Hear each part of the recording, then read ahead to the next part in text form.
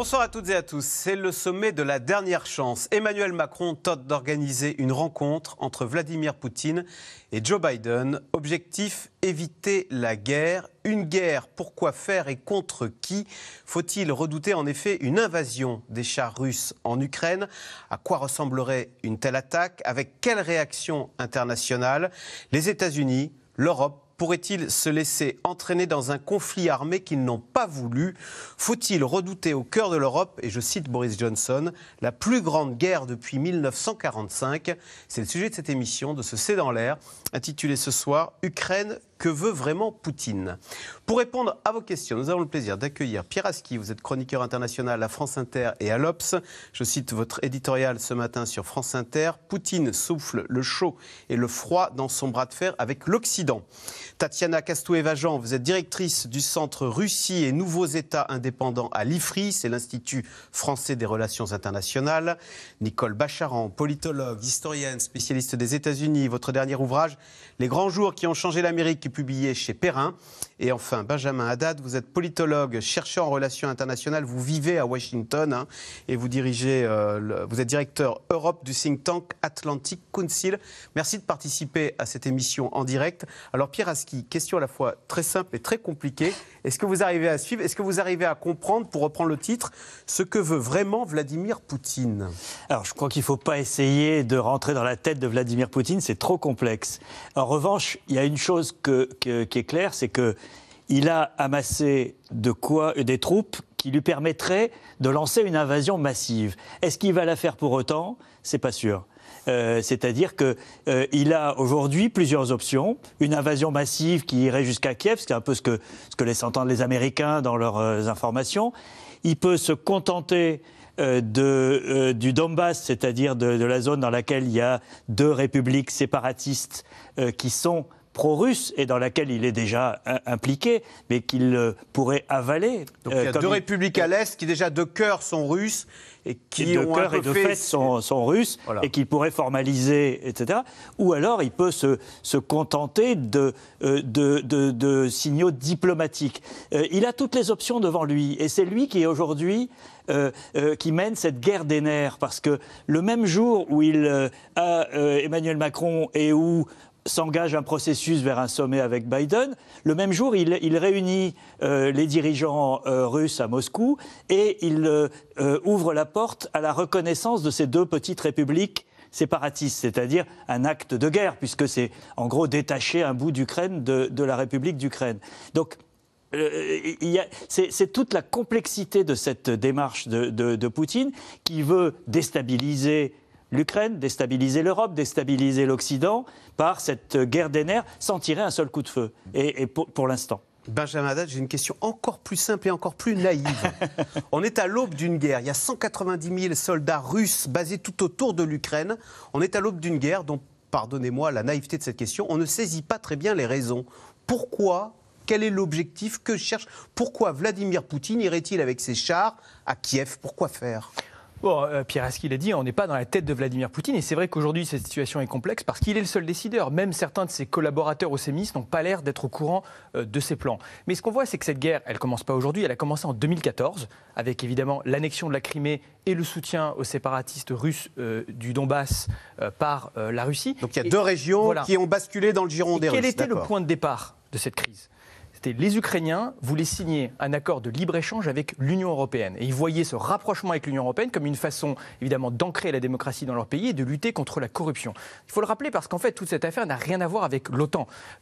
L'opinion publique ukrainienne est devenue beaucoup plus pro-occidentale et pro-OTAN depuis 2014 avec l'agression russe. Et c'est ça qui est aujourd'hui, en fait, très inquiétant dans le comportement de Vladimir Poutine, c'est qu'il n'a pas l'air ouvert à la diplomatie. Il y a des efforts de la part, évidemment, d'Emmanuel Macron, on l'a vu tout le week-end, de la part de Joe Biden et des autres, pour essayer de relancer des canaux diplomatiques, soit via le format Normandie, soit via l'OSCE et les grandes négociations sur les contrôles d'armement. Mais Vladimir Poutine a fait des demandes extravagantes qui n'ont rien à voir avec la réalité, comme par exemple la question d'une éventuelle adhésion de l'Ukraine à l'OTAN, alors que celle-ci n'est pas du tout sur la table. C'est ce que j'allais vous dire. Aujourd'hui, il semble qu'il veut briser la souveraineté d'un État, l'Ukraine, qui veut tout simplement se tourner vers la démocratie. Donc Benjamin Haddad, il veut envoyer ses chars à Kiev pour éviter que les gens de Kiev n'aient envie de basculer vers l'Union européenne, c'est ça? Alors, il va les retenir à coups de char dans le giron de Moscou. C'est effectivement ce qui a provoqué au début cette crise. Alors, est-ce qu'il ira jusqu'à Kiev? Est-ce qu'il veut juste reconnaître les républiques du Donbass? Ou est-ce que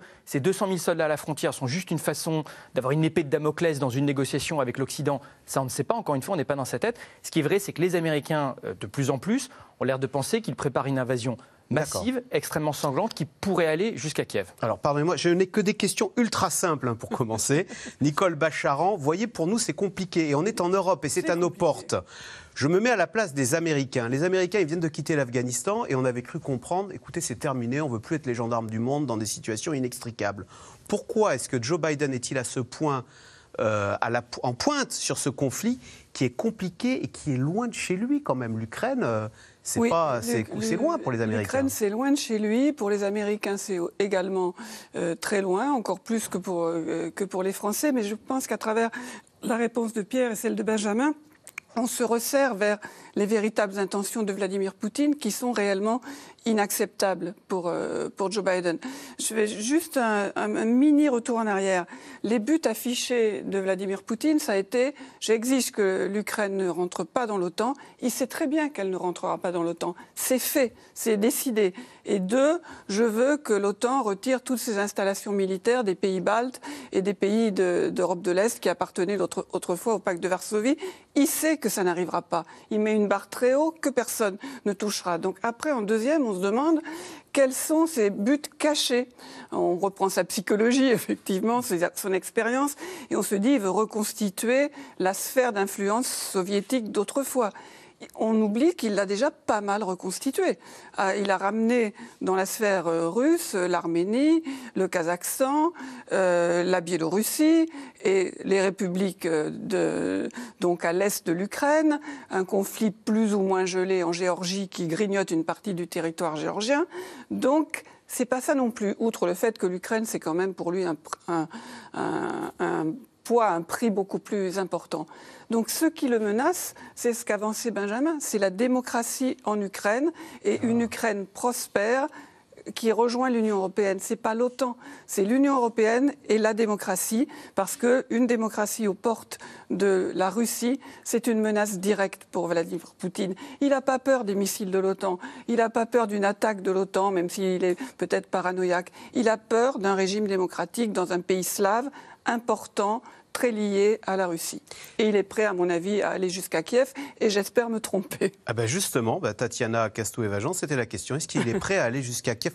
Vladimir Poutine, pardon, ça fait plus de 20 ans qu'il est au pouvoir. Bon, jusqu'à présent, bon an, mal an, les relations avec la Russie ont été ce qu'elles ont été, mais enfin, on n'en est pas venu aux mains. Est-ce que subitement, il passait pour quelqu'un de responsable? Est-ce qu'il peut être dangereux, il peut se révéler dangereux et faire basculer le monde, je cite Boris Johnson, dans la plus grave guerre depuis 1945?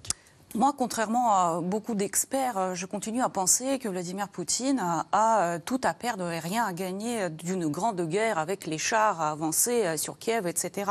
En fait, son objectif, il est quand même géopolitique. Ce qu'il cherche, c'est à faire évoluer tout le système de sécurité européen tel qu'il s'est créé, même pas après la chute de l'URSS, mais après la Deuxième Guerre mondiale.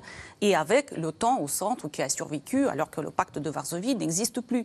Il cherche un meilleur positionnement de la Russie, il cherche la prise en compte des intérêts sécuritaires russes par l'Occident, et ça passe par l'Ukraine, ça passe par la non-adhésion. Il veut des engagements écrits sur la non-adhésion de l'Ukraine, mais derrière, il y a aussi l'idée de la Géorgie, par exemple, de la non-adhésion de ces pays-là à l'OTAN. Et en fait, quand on dit qu'il cherche à élargir la sphère d'influence, etc., je ne vois pas qu'il cherche à recréer l'Empire russe ou l'URSS. Il ne cherche pas à aller gérer les situations intérieures de ces pays-là.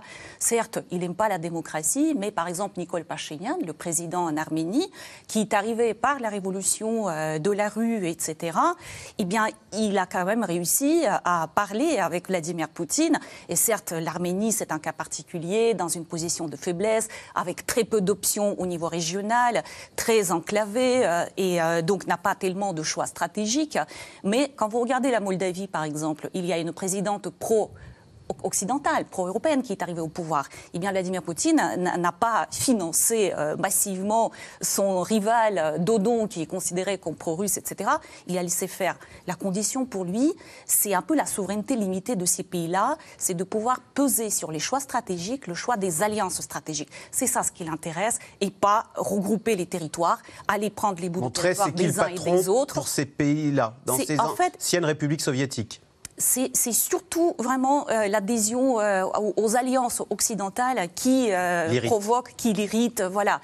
Et il y a peut-être une part aussi très émotionnelle, cette humiliation des années 90, l'OTAN qui dépasse son cadre, qui va bombarder Belgrade, etc.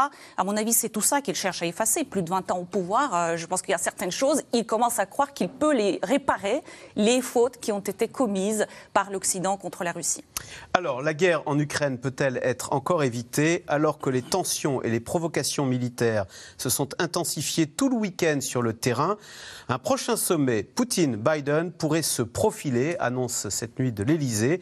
Malgré les signaux contradictoires et le double langage du Kremlin, Emmanuel Macron veut toujours croire à la diplomatie. Sujet de Paul-Rémy Barjavel et Christophe Roquet. Le communiqué de l'Elysée est tombé en pleine nuit. Les présidents Biden et Poutine ont chacun accepté le principe d'un sommet. Il ne pourra se tenir que si la Russie n'envahit pas l'Ukraine. Un accord de principe après de longues heures passées au téléphone. Mais ce matin, énième volte-face russe, Moscou juge prématuré une telle rencontre. Alors que sur le terrain, la tension continue de monter. Dans le Donbass, Ukrainiens et rebelles sont face à face. Dans les tranchées, le ministre de l'Intérieur ukrainien rend visite à ses soldats. Une visite censée montrer que les autorités ne craignent pas l'ennemi. Sur cette position, l'armée ukrainienne est aux aguets. J'ai parlé aux soldats, je peux vous affirmer que l'ennemi n'a aucune chance. Pourtant, à la sortie de la tranchée, la situation dégénère. Les premières frappes surprennent la délégation. Un tir d'obus, puis un deuxième. À moins de 50 mètres du ministre. Il est plaqué au sol et protégé par ses gardes du corps. Les obus tombent régulièrement ici, dans ce village tout près de la ligne de front. Cette grand-mère épuisée se réfugie régulièrement dans son sous-sol. Je n'ai aucun autre endroit où aller. Où est-ce que je pourrais fuir? C'est comme ça. En face, chez les séparatistes, ces hommes viennent de recevoir l'ordre de se présenter dans un centre de recrutement.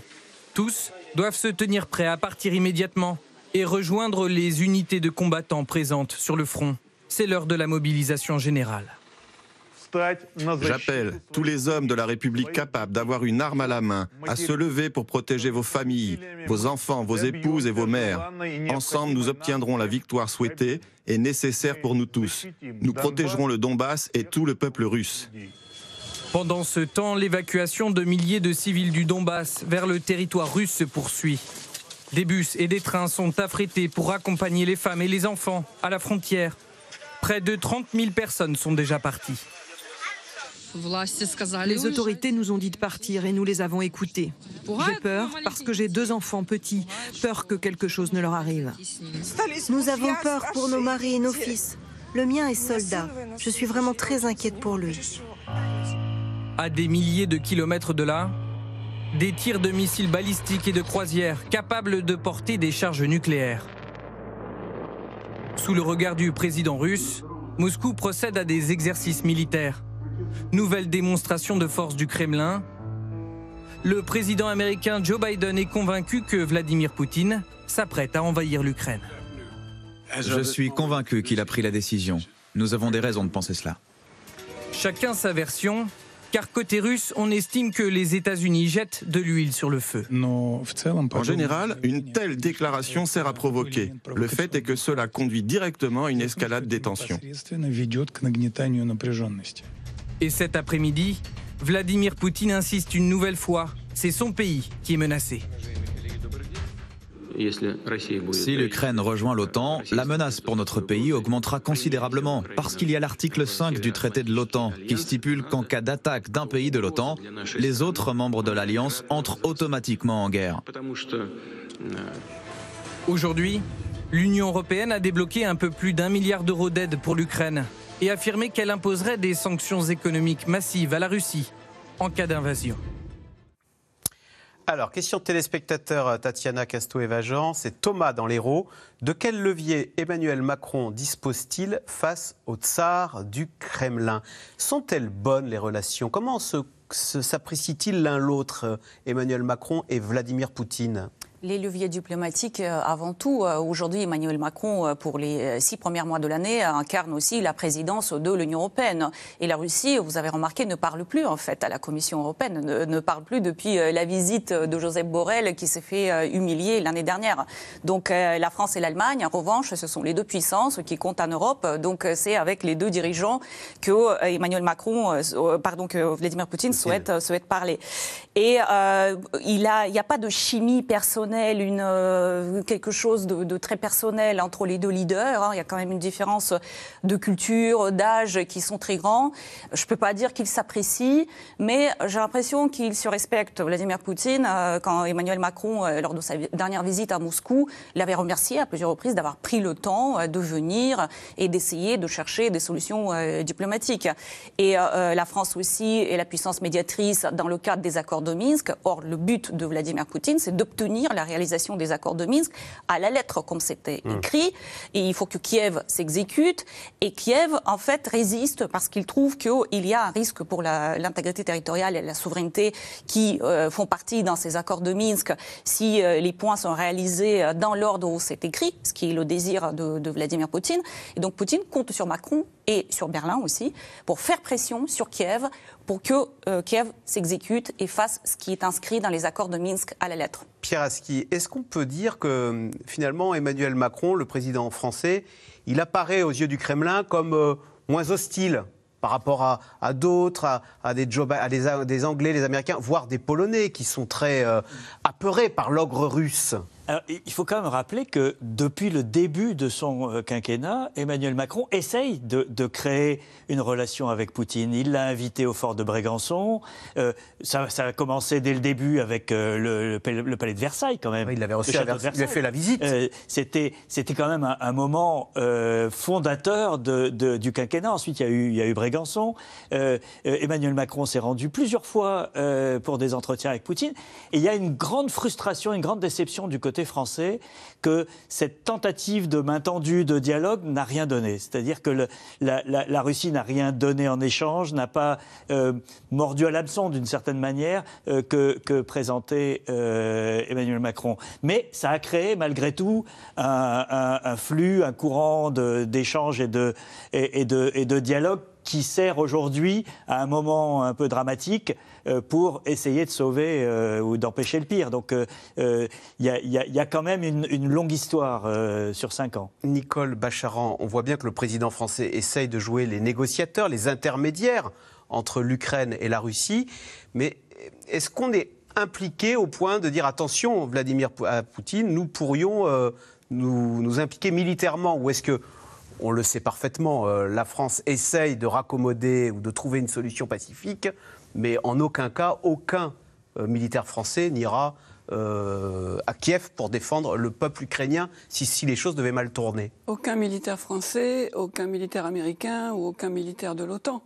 Les Américains envoient des armes à l'Ukraine, mais il n'y a pas d'armes de l'OTAN, il n'y a pas d'installation militaire de l'OTAN. Donc le peuple ukrainien serait seul.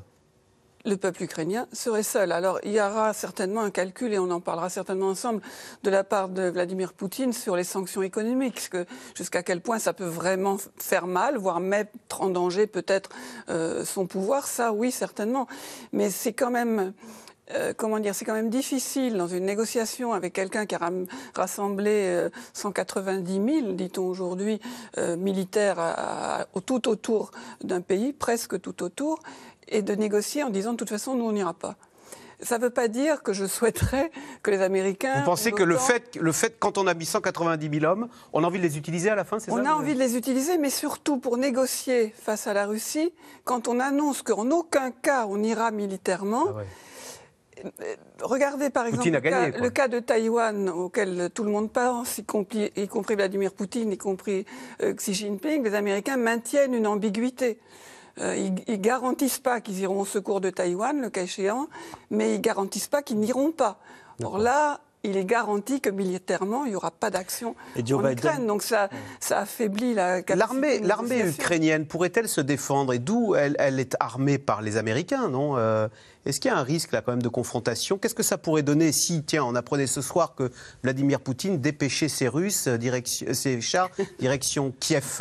C'est vrai que la question peut se poser, puisque l'armée ukrainienne s'est beaucoup modernisée depuis 2014. Il y a eu de l'aide économique et de l'aide militaire venant de certains pays occidentaux, notamment ces derniers mois. Et puis il faut rappeler, si Vladimir Poutine décide vraiment d'envahir l'Ukraine, c'est un constat d'échec pour Vladimir Poutine. Ça veut dire que toute sa stratégie hybride depuis 2014, en essayant d'utiliser indirectement les séparatistes du Donbass, a échoué. Et qu'en plus, il s'est aliéné la population ukrainienne qui, aujourd'hui, dans une vaste majorité, veut rejoindre l'Union européenne et même l'OTAN, alors qu'encore une fois, la porte de l'OTAN, pour l'instant, est fermée.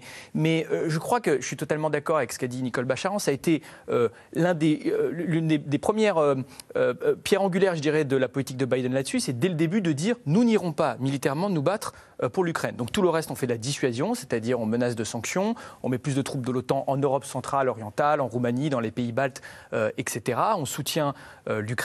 Mais Emmanuel Macron a raison d'essayer de voir s'il peut trouver une sorte de rampe de sortie en fait, diplomatique à Vladimir Poutine. Peut-être que Poutine s'attendait à avoir des Pour Occidentaux... lui permettre de sortir de cette affaire la tête haute. Exactement, parce que peut-être que Poutine s'attendait, après l'Afghanistan par exemple, à voir des Occidentaux désunis, faible, un peu dissipé. Et là, c'est vrai que pour l'instant, sur le plan diplomatique, sur le plan des sanctions, il y a une grande unité transatlantique. Donc maintenant, est-ce qu'on lui trouve une porte de sortie en essayant, et c'est là qu'Emmanuel Macron passe beaucoup de temps avec Vladimir Poutine pour tester des idées, pour voir est-ce que c'est plutôt les contrôles d'armement et la sécurité collective en Europe, est-ce que c'est plutôt Minsk? Donc de voir par où on peut passer, mais il a raison, au moment où la guerre n'a pas commencé, de ne pas se résigner. On a le sentiment, quand on écoute les Américains, qu'ils se résignent en disant c'est bon, c'est fini, il a déjà pris la décision. Tant que la décision n'a pas été prise, on continue la négociation, c'est normal. Tatiana Castou-Evajan, on peut déclencher une guerre par orgueil. Là, on imagine Vladimir Poutine dans son Kremlin tout-puissant avec ses 190 000 soldats massés à la frontière ukrainienne. On me prend pour un idiot, j'appuie sur le bouton et c'est la guerre. On ne peut jamais exclure ce genre de scénario, bien évidemment. On n'est pas dans la tête de Vladimir Poutine, il est beaucoup plus isolé depuis le début du Covid. Mais il a moins de contre-pouvoir, j'imagine, qu'un président occidental. Il n'a quasiment pas de contre-pouvoir. On a vu aujourd'hui dans la mise en scène le Conseil de sécurité, il y a lui, un professeur derrière sa chaire, et la classe qui écoute, et il les appelle au tableau de temps en temps. C'était vraiment ça l'image. Et donc même ces gens-là, on n'est pas certain dans quelle mesure ils pèsent sur la prise de décision de Vladimir Poutine, qui, donc j'ai commencé à dire, plus isolé depuis le début du Covid. On ne sait plus trop qui alimente sa réflexion, sa vision des choses, dans quel sens vont les petits papiers qu'il reçoit de la part des services de renseignement, etc. Donc on ne peut pas complètement exclure. Mais si on part de l'idée qu'il est rationnel, je pense qu'une guerre grande échelle, c'est quelque chose qu'il devrait éviter. Après, il y a des scénarios, plusieurs scénarios intermédiaires, plus hybrides, à des échelles différentes, qui peuvent être aussi très, très inquiétants. Et aujourd'hui, ce que disait Pierre Aski au début, c'est tout à fait juste. Il s'est ouvert toutes les options. Il y a l'option de la reconnaissance des républiques, l'option militaire est sur la table, l'intervention limitée aussi. Donc voilà, c'est lui qui va décider. Et déjà, une première décision, il l'a promise pour aujourd'hui, s'il reconnaît ou non les républiques séparatistes. Et dans quelles frontières ? Voilà. Un mot maintenant sur la position de Joe Biden, Benjamin Haddad. Comment expliquer que tous les 3 jours, Joe Biden vient à la télé américaine pour dire écoutez, j'ai mes infos, c'est pour demain. Sauf que ça fait 3 semaines, 1 mois maintenant que Joe Biden crie au loup. À la fin, ça vient à discréditer la qualité des réseaux d'information américains. Non, je crois qu'il y a plusieurs objectifs dans la stratégie de communication de la Maison-Blanche. C'est vrai que c'est assez sans précédent ce que fait la Maison-Blanche en ce moment. Il faut rappeler que toute l'équipe autour de Joe Biden, c'est des gens qui, pour beaucoup, ont été traumatisés par ce qui s'est passé en 2016, c'est-à-dire l'ingérence russe dans la campagne d'Hillary Clinton. Et donc il y a beaucoup de travail à Washington, dans les think tanks, depuis 4 ans, sur la question de la désinformation et de la contre-propagande. Comment est-ce qu'on fait face, notamment quand on est une démocratie, face à ce type de désinformation ? Parce qu'on sait qu'un conflit, on le voit déjà en ce moment, on sait qu'un conflit va commencer avec une provocation mise en scène par la Russie qui dira « nous avons été attaqués par les Ukrainiens, donc on doit y aller ». C'est ce qui s'est passé en 2008 notamment avec la Géorgie quand le leader Saakashvili était un peu tombé dans un piège, dans une provocation russe qui avait mené à l'invasion russe. Donc là, ce que les Américains essaient de faire, c'est préempter le récit russe en balançant ouvertement tous les renseignements, en disant nous avons des interceptions des services de renseignement militaires qui disent qu'une guerre est imminente. Donc ça cherche avant tout à lutter contre toute forme de désinformation russe, à mobiliser les alliés aussi, et à avoir un front transatlantique uni. Et c'est là qu'il y a peut-être une dimension un peu de politique intérieure américaine, aussi à évacuer les ressortissants. Il ne faut pas oublier que c'est l'un des objectifs de la Maison-Blanche. On parle de 30 000 Américains peut-être qui seraient en Ukraine. On veut absolument éviter une situation comme le départ en panique d'Afghanistan. Qui se retrouvent otages là-bas. Exactement. Et d'ailleurs, la Maison-Blanche l'a dit explicitement, nous n'enverrons pas de troupes pour évacuer nos ressortissants. Donc il y a aussi... Parce qu'il a dit, sinon, il y a un soldat américain potentiellement face à un soldat russe. Exactement. Et qu'est-ce qui se passe? Si on tire, c'est la Troisième Guerre mondiale, hein, c'est ce qu'il a dit. Pierre Aski, alors, je parlais de la position de Joe Biden. Boris Johnson, il a à peu près le même discours que Joe Biden. Il est très alarmiste, hein, il parle du plus grave conflit depuis 1945. Est-ce que la diplomatie de la Grande-Bretagne a évolué depuis qu'elle a quitté l'Union européenne? On a un Boris Johnson différent. Alors, après être allé dans la tête de Vladimir Poutine, on essaye la tête de Boris Johnson. Non, de décrypter la diplomatie c'est aussi très compliqué, Boris la tête Johnson. de Boris Johnson. Non, je pense que Boris Johnson a son calcul qui est que effectivement le Royaume-Uni après le Brexit s'est trouvé isolé. Paradoxalement, il pensait qu'il allait devenir la grande puissance mondiale incontournable et il s'est retrouvé beaucoup plus isolé. Et donc, il retrouve son positionnement habituel qui est de coller à l'Amérique. Et le discours britannique aujourd'hui est exactement le même que le discours américain, sans originalité. Et Boris Johnson, en plus, s'est donné une utilité. Il est le pays européen qui arme, le premier à envoyer des armes en Ukraine, et qui sonne le rappel beaucoup plus militariste que les pays du continent, en particulier que la France et l'Allemagne, qui n'ont pas envoyé d'armes. Il faut se souvenir de ça. Donc, voilà, c'est un retour à un Royaume-Uni meilleur allié, avec Alliance spéciale, la fameuse relation spéciale avec l'Amérique. Nicole Bacharan, on a l'impression de revenir au XXe siècle avec cette affaire. Hein. On a les anglo-saxons d'un côté face aux méchants russes. On ne dit plus URSS, on dit russe, et puis voilà, c'est la même histoire. Mais c'est vrai, et d'ailleurs, on a tendance à l'oublier parce qu'on est bien à l'ouest, mais il y a la guerre depuis plusieurs années dans le Donbass, donc ces fameuses républiques séparatistes dont on parle. Il y a 8 ans de guerre, presque 15 000 morts. Donc il y a la guerre en Europe. Avec d'un côté les pro-russes et de l'autre les pro-occidentales. Exactement. Et finalement, à l'arrivée, on a les pro-démocratie et les pro-régime autoritaire. On en revient à la base du XXe siècle, ce qui ne veut pas dire évidemment qu'on pense que tout ce que font les Américains est admirable et parfaitement démocratique. On pourrait reprendre leur histoire et voir toutes les fois où ils se sont contredits ou même où ils sont allés franchement dans la mauvaise direction.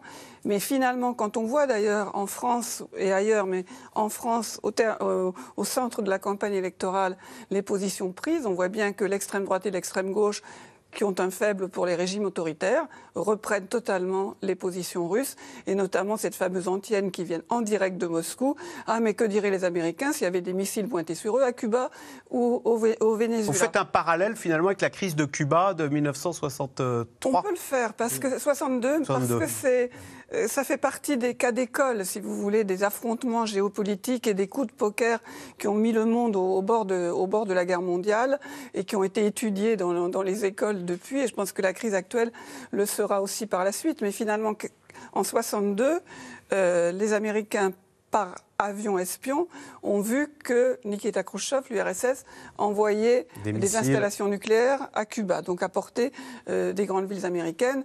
Kennedy a dit non. Si les navires russes, soviétiques, pardon. Ouais. C'était la même affaire à front renversé. C'était Cuba dans le rôle de l'Ukraine. Hors de question. On affrontera ces navires, donc risque de guerre nucléaire. Et ça a monté si haut que la nuit avant que finalement Khrouchtchev ne recule, Khrouchtchev a dormi dans son bureau, a tenté de dormir. Kennedy a gardé sa famille auprès de lui parce qu'il voulait mourir tous ensemble si ça sautait. Donc on en était vraiment là. Et il y a eu finalement un deal en partie secret. Khrouchtchev a renvoyé ses bateaux et les Américains ont promis de retirer des missiles qu'ils avaient installés en Turquie. Donc on est dans ce genre de coup de poker qui peut tourner très mal. Alors, on les croyait focalisés sur la Chine. Aujourd'hui, c'est la paix en Europe qui préoccupe les États-Unis, on le voit. Renforcement de l'OTAN, mais aussi vente de gaz. Pour Joe Biden, les raisons de venir en aide à l'Ukraine ne manquent pas. Sujet de Théo Manval et Michel Bouilly.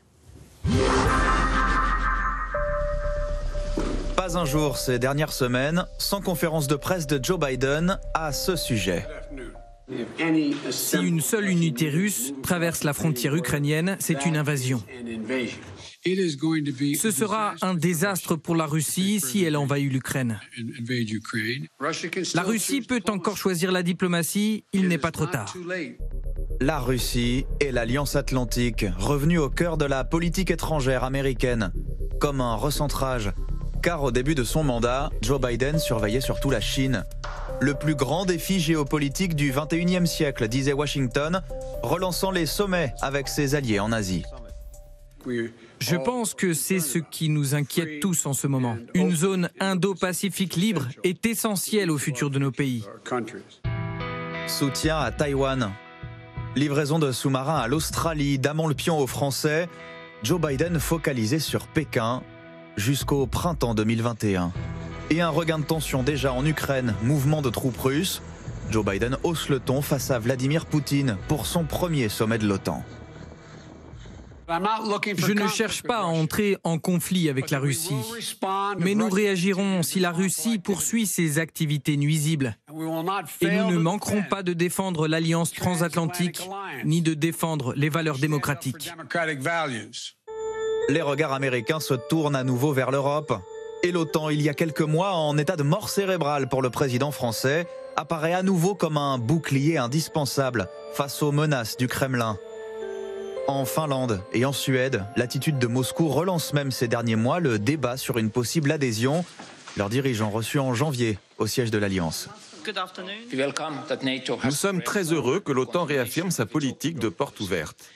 C'est un élément vital pour la politique sécuritaire en Europe, mais aussi pour la Finlande. Nous ne sommes pas membres de l'OTAN, mais l'idée de garder une liberté d'action à ce sujet fait partie de notre politique de défense. Ces derniers jours, les États-Unis ont mis en scène le renforcement de leur présence, des centaines de soldats supplémentaires envoyés sur les bases de l'OTAN en Pologne. Soutien militaire à l'Europe face à la Russie, mais les intérêts économiques ne sont jamais bien loin. Car dans le même temps, Moscou réduit ses livraisons de gaz et Washington a bien saisi l'opportunité. Ces dernières semaines, plus de 70 cargos américains livrant du gaz naturel liquéfié ont été reroutés vers les pays de l'UE. Solidarité entre alliés pour Washington. Quand la Russie a interrompu l'approvisionnement en gaz de l'Europe lors des tensions en Ukraine en 2009, des gens sont morts de froid. Et sans approvisionnement en énergie, les économies vacillent. Nous sommes déterminés à empêcher que ça se reproduise. Un geste pas totalement désintéressé. Les livraisons américaines de gaz à l'Europe ont quadruplé en un an. 5 millions de tonnes en janvier dernier. Et pour écouler encore plus ces gaz de schiste, Joe Biden se verrait bien enterrer le gazoduc Nord Stream 2, qui doit relier bientôt la Russie à l'Allemagne. L'idée que Nord Stream 2 puisse continuer en cas d'invasion de l'Ukraine par les Russes, ça n'arrivera pas. Mais sur le volet gazier comme militaire, il lui faudra convaincre le nouveau chancelier allemand Olaf Scholz d'agir, lui qui est pour l'heure beaucoup moins virulent face à Vladimir Poutine. Bon, Benjamin Haddad, ôtez-moi d'un doute, comme on dit. Les Américains ne font pas tout ça pour nous vendre leur gaz de schiste, parce qu'on a l'impression, en regardant le reportage, que le résultat de l'affaire, c'est que les Américains nous ont donné l'ordre aux Allemands de couper le gazoduc, la Nord Stream 2, et les Américains disent, à la place, vous inquiétez pas, on va vous exporter notre fameux gaz de schiste. D'ailleurs, dites-moi si je me trompe, mais les États-Unis sont devenus le premier exportateur mondial, là, en janvier, de gaz liquéfié. Oui, le premier exportateur mondial, mais non, il n'y a pas de grande stratégie américaine en fait dans cette crise qui au fond est très embarrassante pour Joe Biden. Il l'a dit dès le début, sa priorité absolue, celle des républicains comme des démocrates à Washington, c'est la rivalité stratégique avec la Chine. C'est ce qui avait amené aussi le retrait d'Afghanistan, AUKUS. Et aujourd'hui, il est rappelé contre son gré par Vladimir Poutine en Europe. Et d'ailleurs, il le fait un peu à la pointe des pieds. Il a dit qu'il ne se battrait pas pour l'Ukraine. Il envoie quelques milliers de troupes de réassurance dans l'OTAN en Europe centrale et orientale. On est très loin des 200 000 soldats russes qu'on voit parquer à la frontière de l'Ukraine. Même par exemple sur Nord Stream 2, c'est intéressant. Biden avait fait l'inverse au début. Mais quand même, c'est curieux de voir le président américain ordonner aux Allemands de dire maintenant, votre gazoduc, vous le fermez. C'est très humiliant pour les Allemands. Nord Stream 2, c'est intéressant parce qu'en fait, l'administration Biden avait fait le choix de lever les sanctions de l'administration Trump sur Nord Stream 2 au début de son mandat pour reconstruire la relation avec l'Allemagne. Biden a été très critiqué par les Républicains parce qu'il a donné son feu vert à Nord Stream 2. Donc en réalité, aujourd'hui, il est sous pression aux États-Unis, démocrates et républicains, pour remettre ces sanctions. Parce qu'on voit bien en fait que l'énergie aujourd'hui est utilisée comme un levier politique de dépendance par la Russie. Donc pour nous, ce n'est pas une question d'énergie américaine ou énergie russe, c'est une question de souveraineté de l'Europe. De souveraineté quand on voit le gaz qui est utilisé à des fins politiques, mais souveraineté aussi quand on voit même des dirigeants politiques comme Gerhard Schröder qui aujourd'hui sont sur le board de Nord Stream 2. C'est un enjeu d'influence et de souveraineté pour les Européens. C'est pas pour vendre le gaz américain aux Européens qu'on fait ça, c'est pour que l'Europe soit plus souveraine et ne dépende pas stratégiquement des Russes. Mais il ne faut pas dépendre non plus des Américains. L'enjeu pour nous, c'est avec d'autres énergies comme le nucléaire, de bâtir on va dire que c'est notre camp quand même, énergétique à terme. Mais là, effectivement, c'est une solution de court terme. Nicole Bacharan, qui est le plus va-t-en-guerre finalement? C'est Joe Biden ou c'est Donald Trump?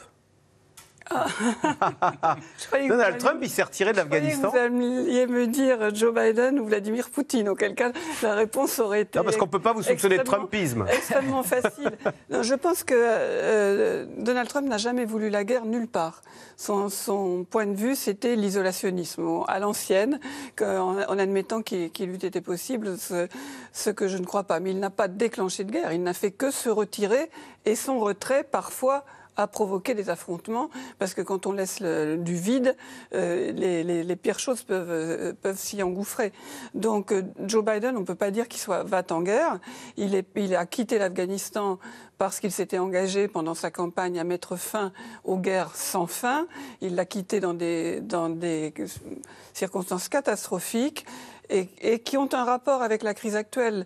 Il y a fort à parier que jamais Vladimir Poutine n'aurait fabriqué la crise d'aujourd'hui et qui n'a aucun rapport avec des mouvements de l'OTAN ou autres, s'il ne s'était pas dit les Américains ne veulent plus de guerre, Biden s'est retiré de l'Afghanistan, c'est l'hiver, il y a le gaz et c'est le moment d'y aller. Et d'ailleurs, sur le gaz, c'est vrai que les livraisons américaines, les ventes américaines sont une conséquence. Heureuse. Pas si heureuse que ça, parce que les tensions sur l'énergie font énormément monter le prix de l'énergie aux États-Unis, et notamment de l'essence. Donc l'inflation est là, les prix de l'essence montent, on sait que c'est très sensible comme sujet aux États-Unis, le prix évidemment du chauffage, etc. monte. Donc en fait, en politique intérieure, ça n'est pas une bonne affaire. Tatiana Castou-Evajan, si Vladimir Poutine se sent fort, c'est parce que, comme le disait Nicole Bacharan à l'instant, il a vu le retrait chaotique de cette grande armée américaine d'Afghanistan. Il s'est dit, finalement, ils me font moins peur, je vais montrer les muscles. Je suis d'accord que Vladimir Poutine, je pense qu'il voit en Joe Biden une certaine fenêtre d'opportunité avant les midterms, parce qu'il est capable de prendre des décisions qui ne sont pas très populaires, etc. Parce qu'il a aussi cette mentalité de la guerre froide, et il accorde beaucoup d'attention au contrôle d'armement, il comprend les enjeux de ces sujets stratégiques, et il a été aussi dans l'équipe d'Obama lors du reset, donc il est extrêmement conscient de tout un tas d'enjeux concernant la Russie. Et on a bien vu que le sommet Poutine-Biden en juillet de l'année dernière s'est passé bien mieux qu'on ne pouvait y croire. Vladimir Poutine, je ne m'attendais pas par exemple à autant d'éloges qu'il a fait publiquement à Joe Biden, en disant qu'il avait la maîtrise parfaite de ses dossiers, etc. Donc je pense qu'il voit à la fois l'urgence de réagir, d'insister, de taper du poing sur la table, parce qu'il voit que l'OTAN et l'Ukraine, il y a quand même un mouvement de rapprochement, que l'armée ukrainienne, Benjamin Haddad le rappelait, a reçu de nouveaux armements, etc. Il est un peu mieux équipé, un peu mieux formé par les Américains. Qu'il y a 8 ans. Voilà, donc par les Américains et aussi quelques autres pays européens, même si en effet, comme rappelait Pierre Aski, la France et l'Allemagne n'arment pas, l'Ukraine ne souhaite pas alimenter l'escalade. Donc d'une part, il voit l'urgence de réagir, et d'autre part, il voit en effet la fenêtre d'opportunité avec Biden. Pierre Aski, question téléspectateur de Manuel à Paris. Avec ces bruits de bottes à l'Est, Vladimir Poutine est-il en train de sortir l'OTAN de sa mort cérébrale, puisqu'on se souvient de Emmanuel Macron qui avait dit l'OTAN, c'est quoi l'OTAN? L'OTAN est en état de mort cérébrale il y a 2-3 ans aux économistes. Oui, c'était décembre 2019. Ouais. Oui, c'est un grand paradoxe, évidemment, parce que c'est pas le but de Vladimir Poutine de redonner vie à l'OTAN. À l'ennemi. Mais il y a aujourd'hui une situation dans laquelle l'OTAN a montré une cohésion qu'on n'avait pas vue depuis fort longtemps. Et il y a aussi, et là c'est pas forcément une bonne nouvelle pour Emmanuel Macron, il y a le retour de l'Amérique protectrice. Et donc des pays comme les États baltes ou la Pologne ne jurent aujourd'hui que par le bouclier américain. Et donc l'Europe de la défense. Emmanuel Macron qui vendait la souveraineté européenne, etc. À court terme, en tout cas, ce discours n'est pas très audible parce que on voit bien que sans l'Amérique aujourd'hui, pour ces pays qui sont sur le possible front face à une Russie agressive, c'est la protection américaine qui cherche. Avant celle de la France et encore moins de l'Allemagne. Donc il y a un vrai paradoxe. Si on réfléchit un peu plus largement, évidemment, on peut se dire, OK, peut-être qu'en dans 3 ans, on aura un nouveau président à la Trump, voire Trump lui-même aux États-Unis, et l'équation serait de nouveau différente. Donc, l'Europe a intérêt à prendre en main ses affaires. Mais à court terme, aujourd'hui, si vous êtes lituanien ou polonais, vous vous dites, l'oncle Sam, c'est quand même notre assurance-vie. Benjamin Haddad, est-ce que la conséquence de tout ça, c'est qu'on a guerroyé contre les Russes, c'est qu'on risque de les précipiter dans le camp des Chinois et de se retrouver au XXIe siècle, finalement, face à une alliance objective, Moscou, Pékin, versus l'Europe et les Américains? C'est un peu ce que dit Emmanuel Macron depuis 5 ans, hein, depuis qu'il a mené ce qu'il appelle ce dialogue exigeant avec Vladimir Poutine à Versailles, à Brégançon en Russie, c'est de dire que la Russie n'a pas intérêt à rentrer dans une alliance avec la Chine où elle serait de fait le vassal et le supplétif de Beijing. Le problème, c'est qu'encore une fois, il faut expliquer ça à Vladimir Poutine lui-même. Il a bâti depuis 20 ans son régime en opposition à l'Occident, en opposition à l'OTAN et à l'Union européenne. Il y a eu beaucoup de tentatives d'ouverture diplomatique à la fois des Américains, on se rappelle du reset de Barack Obama, celle d'Emmanuel Macron, et jusqu'ici, en fait, il a fermé la porte à toutes ces options. Donc, effectivement, on a vu encore un rapprochement ces dernières semaines. Xi Jinping qui a pris position contre les élargissements de l'OTAN, je crois, pour la première fois. Donc, on voit encore ce rapprochement qui peut être au désavantage de la Russie, mais c'est le choix qu'a fait Vladimir Poutine pour sa propre politique étrangère. Pierre Aski, comment en Chine on voit ce conflit potentiel là, cette plus grave guerre en Europe qui se dessinerait depuis 1945, je reprends l'expression de Boris Johnson? C'est plus ambigu que ça n'y semble, parce que on pourrait se dire, Xi Jinping et Vladimir Poutine ont un même intérêt qui est de remettre en cause l'ordre dominé par les Occidentaux et les Américains, et que chacun dans sa zone a intérêt à remettre en cause cet ordre. Après, les deux pays n'ont pas exactement les mêmes économies. Et ça joue. C'est-à-dire que les Chinois ont un intérêt extrêmement important à ce que les routes commerciales restent ouvertes, à ce que les chaînes logistiques continuent à fonctionner, parce que leur économie dépend de la production et du commerce international. Les Russes ne sont pas dans ce cas-là. Ils vendent du gaz et du pétrole qui, au contraire, ont des prix qui montent avec les tensions. Quand ça va mal. Et dont le besoin se fera toujours sentir. Donc on a là-dessus, je ne pense pas que les Chinois aient envie qu'il y ait une guerre, parce que ça serait une perturbation de l'économie mondiale pendant des mois et des mois. En revanche, ils sont d'accord avec Poutine sur le fond, qui est nous remettons en cause l'ordre américain et le test de crédibilité des États-Unis. On parlait de ça tout à l'heure, mais après l'Afghanistan. Pourquoi on est attentif à Pékin? Parce que si les Américains se révèlent incapables de protéger leurs alliés en Europe, c'est un signe intéressant sur ce qui se passera autour de Taïwan, etc. Qu'ont dit les dirigeants chinois dans leur propagande vis-à-vis de Taïwan après le départ de Kaboul? Regardez vos amis américains. Ils sont incapables de vous défendre. Les Américains ne mourront pas pour l'Ukraine, ils ne mourront pas plus pour Taïwan. Exactement. Et c'est ça que Joe Biden a en tête. Joe Biden, il a l'enjeu européen et ukrainien. Il a aussi un enjeu plus global qui est sa crédibilité aussi dans la zone Asie-Pacifique. Alors, en Russie, les tensions avec les Occidentaux n'occultent pas pour autant les difficultés économiques du pays. Et même si l'ambassadeur russe en Suède déclarait la semaine dernière « Nous n'en avons rien à foutre », je cite, au sein de la population, la menace de nouvelles sanctions, elle, est bien réelle. Voyez ce reportage au sud de Moscou de nos envoyés spéciaux Juliette Perrault et Arnaud Fora.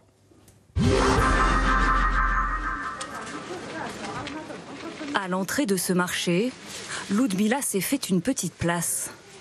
Des heures d'attente dans le froid pour espérer vendre quelques bouteilles de lait. Regardez, voilà, ça c'est le lait frais que j'ai trait hier soir. C'est artisanal. J'ai qu'une vache. Je ne peux pas me permettre plus parce que la nourriture pour les vaches, c'est très cher.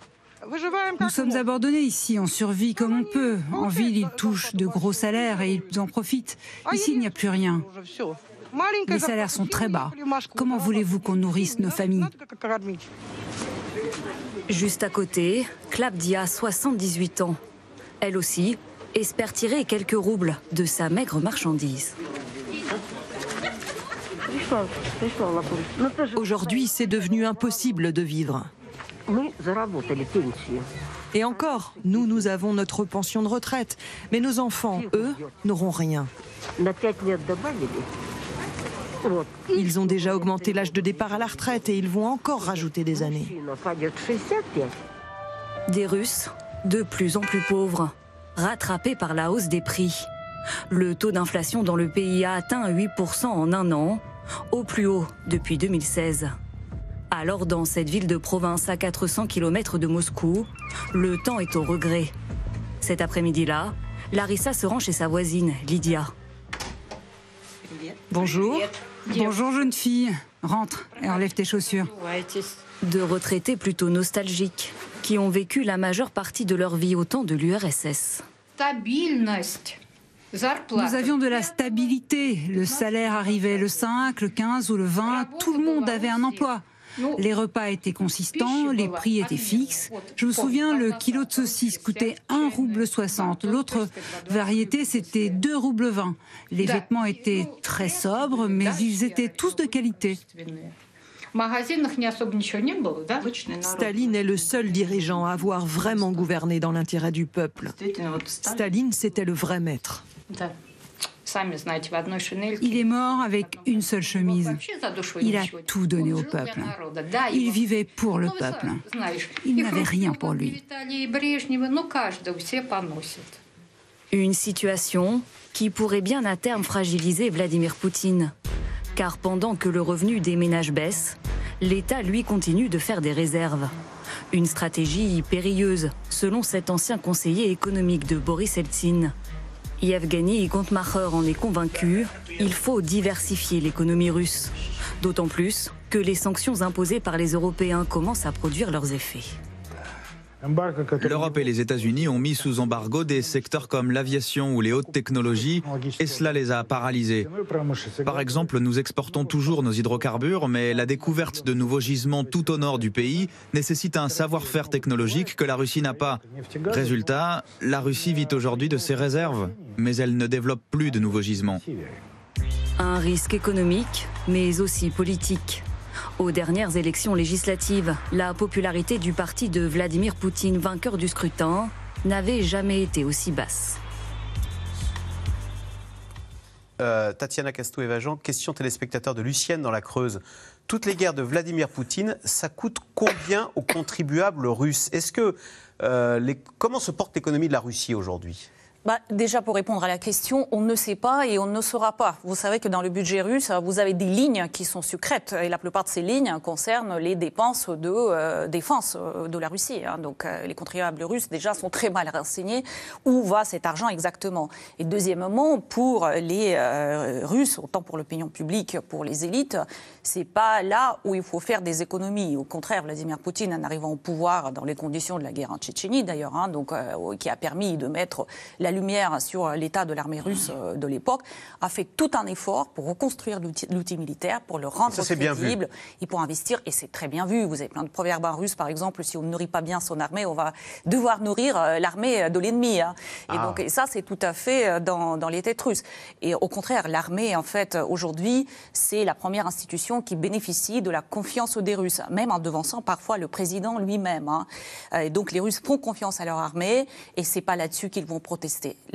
Cette dépense-là, c'est quelque chose qui est un peu sacré en quelque sorte. Et puis après, en fait, cette dépense, elle est tout à fait supportable pour l'économie russe. En Syrie, en fait, c'est un engagement où il y a eu des bombardements aériens, mais il n'y a pas de troupes au sol, etc. Il n'y a pas de victimes non plus, comme c'était le cas pendant les guerres en Tchétchénie ou la guerre d'Afghanistan, où il y avait des comités de maires de soldats qui se sont constitués pour protester et plaider leur cause contre la guerre auprès du gouvernement. On est loin de tout cela, hein, donc il n'y a pas de protestation sur ce sujet-là. Après, bon, je ne veux pas monopoliser sur l'état de l'économie russe, mais on peut. On dit beaucoup que c'est le PIB de l'Espagne, mais pour un pays où il y a 3 fois plus d'habitants. Donc ne soyons pas pressés d'enterrer l'économie russe. Elle est résiliente. Elle dépend beaucoup du cours du prix de pétrole qui est en train de monter. Donc, je vais regarder par exemple pour les réserves de change de la Russie qui sont les 3e au monde. Pendant le Covid, la Russie n'a pas tellement dépensé pour aider sa population, mais elle a reconstitué, regonflé ses coussins de sécurité, de la sorte qu'avant le Covid, juste avant, en mars 2020, on est à 550 milliards de dollars de réserves de change. Aujourd'hui, à 640. Est-ce qu'il y aurait un mécontentement du peuple qui fait que Vladimir Poutine ferait ses bruits de bottes en Ukraine pour détourner l'attention et ressouder le peuple derrière le chef en temps de guerre? Je ne pense pas qu'il y a le lien vraiment direct. La situation à l'intérieur de la Russie, la situation économique et sociale n'est pas catastrophique. Et elle se dégrade. Les Russes, comme on dit, depuis l'année 2013, qui est l'année avant l'annexion de la Crimée, donc où la Russie était sur la trajectoire à peu près normal, entre guillemets, mais les Russes ont perdu 10% du pouvoir d'achat. Il y a aujourd'hui une inflation qui est à plus de 8,4%, alors que l'objectif est de 4%. Ça, les Russes le voient sur leur pouvoir d'achat. Ils ne sont pas contents. Ils aimeraient que Vladimir Poutine se concentre sur ce sujet-là, mais il n'y a pas de lien direct. Ce n'est pas pour ça qu'ils iront protester contre la guerre et le bruit des bottes. Alors, Nicole Bachar, on sait que les Européens n'enverront pas de soldats, mais ils menacent de sanctions économiques contre la Russie et contre, d'ailleurs, tous les Russes, tous les oligarques russes qui seraient notamment à Londres, qui pourraient voir leurs biens saisis. Est-ce que ça, pour le coup, ça pourrait faire réfléchir, si ce n'est Vladimir Poutine, l'entourage de Vladimir Poutine, qui pourrait avoir de la famille à Londongrad, comme on l'appelle? L'entourage, certainement. On pense aussi aux villas sur la Côte d'Azur, à la villa de Roman Abramovich à Saint-Barth. Les propriétaires de ce genre de propriété, si j'ose dire, sont des gens qui bénéficient du régime de Vladimir Poutine. S'ils n'en bénéficient plus ou moins bien, ça peut effectivement peut-être fragiliser un petit peu le soutien dont bénéficie Vladimir Poutine. Donc c'est pas juste de l'anecdote. Kamala Harris, qui était à Munich le week-end passé pour la conférence sur la sécurité, parlait de sanctions très dures sur les industries clés de la Russie, sur les institutions financières, sur des oligarques, sur des personnages importants de l'État. Et on parle beaucoup du fameux système SWIFT, que je crois que si vous faites un virement à l'étranger, vous connaissez, certainement à une échelle plus modeste, mais qu'en tout cas, la structure qui permet les échanges financiers internationaux, ce serait certainement très dur pour la Russie d'en être exclue. Ça ne serait pas sans conséquence sur l'Europe, notamment. Mais même si la Chine promet de compenser tout ce que l'on veut, et Tatiana a totalement raison de mettre l'accent sur les réserves financières très fortes de la Russie, cette exclusion de la structure financière qui permet les échanges pourrait être très, très douloureuse. Mais il me semble, et je terminerai là-dessus, que Vladimir Poutine n'est pas inquiet à ce sujet parce qu'il maintient la société russe, de manière sincère ou insincère, dans l'idée qu'ils sont une forteresse assiégée, menacée par un Occident très offensif et une Ukraine qui va les attaquer. Si la guerre se déclenche à grande échelle, ce sera sur le récit d'une attaque ou d'une provocation ukrainienne. La propagande va jusqu'à faire croire que c'est l'Ukraine qui constitue une menace, et là, l'armée ukrainienne contre la Russie. Juste une phrase là-dessus, mais ça suit exactement le script décrit par les Américains. Depuis 15 jours, 3 semaines, un attentat, des obus qui tombent sur une école, sur un hôpital, que sais-je. Tout ça est traduit en Russie par l'attaque de l'Ukraine et des Occidentaux contre la Russie. Donc c'est plus ça, je crois, qui peut souder le peuple russe derrière Vladimir Poutine qu'autre chose. Allez, tout de suite, on revient à vos questions. Alors, Pierre Aski, les Européens ont-ils ralenti Vladimir Poutine dans son projet d'invasion ?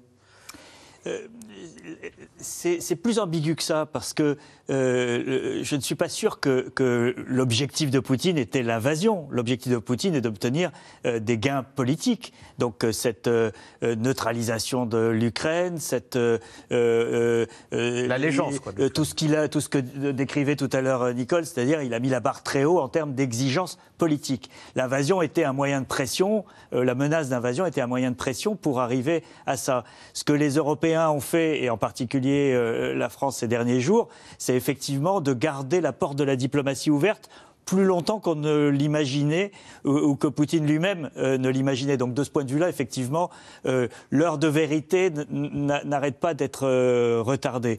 Mais il s'est passé beaucoup de choses ces derniers jours qui font que Poutine ne perd pas son temps non plus. Il a fait main basse sur la Biélorussie, on n'en a pas parlé depuis le début de cette émission, mais la Biélorussie, qui est un État souverain, indépendant, qui a une politique très contestée depuis les élections volées d'il y a 2 ans par Loukachenko, est aujourd'hui pieds et poings liés à la merci de Vladimir Poutine, qui a envoyé 30 000 hommes pour des manœuvres qui viennent de se dérouler. À la frontière ukrainienne. Et Vladimir Poutine s'était engagé auprès d'Emmanuel Macron à ce que ses soldats quittent la Biélorussie à la fin des manœuvres. Elles se sont terminées hier. Et là, aujourd'hui, le ministre de la Défense biélorusse dit qu'elles vont rester. Donc il y a de fait une sorte de fusion en cours entre la Biélorussie et la Russie. Donc Poutine, il ne perd pas son temps pendant cette période, il engrange des choses. Et, oui, les Européens ont maintenu la diplomatie vivante. Voilà. Benjamin Haddad, bien que l'Ukraine ne fasse pas partie de l'OTAN, pourquoi ne pas dissuader les Russes d'intervenir en postant des troupes autour de Kiev ? Ça n'aurait pas été une idée absurde. Je pense que ça fait partie des sujets dont certains ont discuté, mais en fait, c'est une option qui a été rejetée dès le départ explicitement par l'administration américaine. De dire, nous ne nous battrons pas pour l'Ukraine. Tout le monde redoute le face-à-face. On aurait pu, par exemple, imaginer une forme d'ambiguïté stratégique. C'est-à-dire que Biden aurait pu tout simplement dire, toutes les options sont sur la table, on ne sait pas, c'est effectivement la position vis-à-vis de Taïwan. Il a fait le choix de ne pas le dire. Il fait face aussi à une aile gauche du Parti démocrate qui est de plus en plus anti-interventionniste. C'est très bien en fait qu'il n'a pas l'opinion publique pour ça et au fond il n'en a pas envie encore une fois de cette confrontation. Il faut le rappeler, lors de son premier déplacement à l'international en Europe, Joe Biden rencontre à Genève Vladimir Poutine. Il commence à parler des accords de contrôle des armements et ils essaient, c'est la phrase de la Maison Blanche, d'avoir une relation stable et prévisible avec la Russie. L'idée, c'est de mettre la Russie dans une boîte, dans un dialogue sur les questions stratégiques, pour mieux pivoter vers l'Indo-Pacifique et l'Asie. Donc il ne veut pas se battre aujourd'hui pour l'Ukraine, mais c'est vrai que ça a pu envoyer un signal peut-être de faiblesse et d'invitation à Vladimir Poutine dans cette crise. L'opinion américaine, comment voit-elle les Russes ? On sait qu'elle est très anti-chinoise. Est-ce qu'elle est toujours très anti-russe comme elle l'a été au XXe siècle ? Alors elle est très anti-russe effectivement, même si c'est intéressant depuis quelques années, parce qu'en fait il y a eu, avec la personne de Donald Trump, qui était très favorable à Vladimir Poutine dans son discours, une forme de césure entre les démocrates et les républicains qui est un peu sans précédent dans l'histoire politique aux États-Unis. Les républicains étaient pro-russes, quoi. Alors par exemple, Tucker Carlson, le présentateur vedette de Fox News, qui passe tous les soirs, et dont on dit d'ailleurs parfois qu'il pourrait être un candidat républicain à l'élection présidentielle, lui reprend mot à mot le discours du Kremlin sur l'Ukraine va rentrer dans l'OTAN, c'est pas notre affaire, tout ça est dangereux. Donc là-dessus, il y a une division. Il y a des républicains traditionnels, on va dire plus réganiens, notamment au Congrès, qui ont tendance à être plus faucons et plus anti-Poutine, et la branche populiste nationaliste, exactement le même type de discours que l'extrême droite, chez nous d'ailleurs, qui répète mot à mot la propagande du Kremlin. Pierre Aski, en cas de guerre, comment réagira la Chine ? La Chine sera le recours de Poutine, comme elle l'a été en 2014 au moment des sanctions contre la Russie après la Crimée. La Chine est arrivée, a été la béquille qui a permis à la Russie de se remettre de ces sanctions. Il se passera la même chose, parce qu'il y a aujourd'hui non pas une alliance, parce que le mot alliance n'est pas prononcé entre Moscou et Pékin, mais il y a une convergence d'intérêts qui fait que la Chine a tout intérêt aujourd'hui à ne pas laisser tomber la Russie dans l'adversité si les sanctions annoncées se produisent. Donc oui, la Chine soutiendra Moscou. Tatiana Castou-Evajan, il y a un mot russe là dans la question, donc je compte sur vous pour la traduction. Emmanuel Macron a-t-il oublié que Vladimir Poutine, ancien colonel du KGB, excelle dans l'art de la maskirovka, ce qui veut dire deception, la duperie, le camouflage, la capacité d'induire en erreur. Alors, il cache bien son jeu, Vladimir Poutine. Je pense qu'il ne cache pas son jeu et que Emmanuel Macron ne se méprend pas là-dessus, qu'il y a en effet beaucoup de tentatives d'induire en erreur et de brouiller complètement la compréhension de l'adversaire. La preuve, on a commencé notre émission par dire mais qui comprend encore quelque chose. Il souffle le chaud et le froid, pour reprendre le titre de votre chronique, Monsieur Pierre-Asner. En fait, Pieraski, pardon. Mais on s'est mépris en imaginant que les Russes allaient naturellement, après la chute du mur de Berlin, rejoindre le camp de l'Occident. On s'est dit, au fond, on a des Dostoïevski plein notre bibliothèque, c'est la même culture, ils vont finir comme nous. Et en fait, on a l'impression, non, ils vont basculer du côté des Chinois. Quelle surprise, quelle erreur d'analyse nous avons fait il y a 20 ans. Cela nous semblait tout naturel, sauf que les Russes, ils ont vécu cette période-là avant tout comme la chute du pouvoir d'achat, l'instabilité, la menace pour l'intégrité du territoire.